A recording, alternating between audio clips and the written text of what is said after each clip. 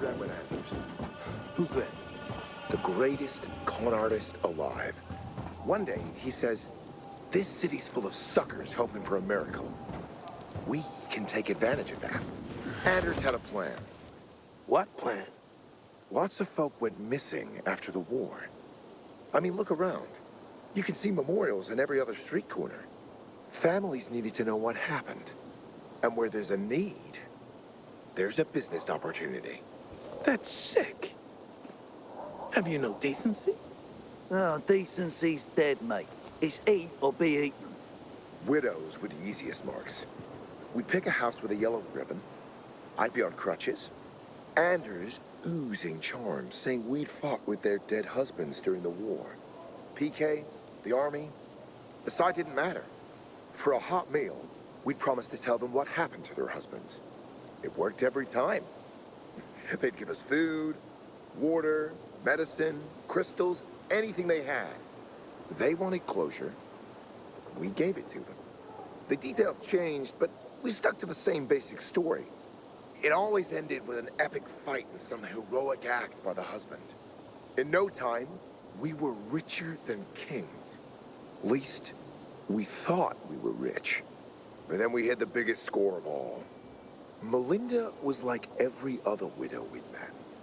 Pretty 30-something brunette, blue eyes, living near Meatpacking Square.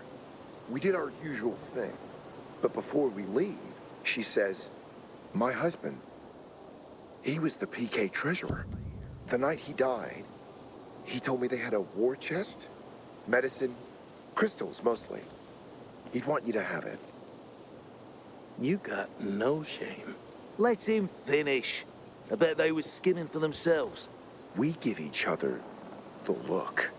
It's in Houndfield, she says, but it's not safe during the day. The next night, we take Melinda to our safe house to gear up. She leads us to this dark zone near the chemical zone. It's in the basement, she whispers, shivering with fright. We tell her to stay behind, because, you know, if there's a fight, she'd just get in our way. You left her on her own? Yeah. Then we went looking for a way in. And eventually, we found it. And?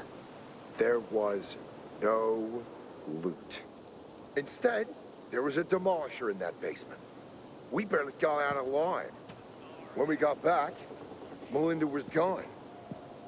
So was our stash. Medicine, crystals, food. She took everything. On the table, a note. Sorry, guys. Nothing personal. Just business. The biter was bitten. Only in this case, it was a demolisher. Turns out she'd been tracking us for weeks.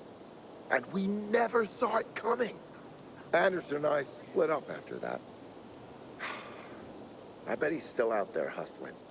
I enlisted with the PKs. But hearing war stories at night, people who actually died fighting for what they believed in, it made me feel guilty every time. I lasted 2 months.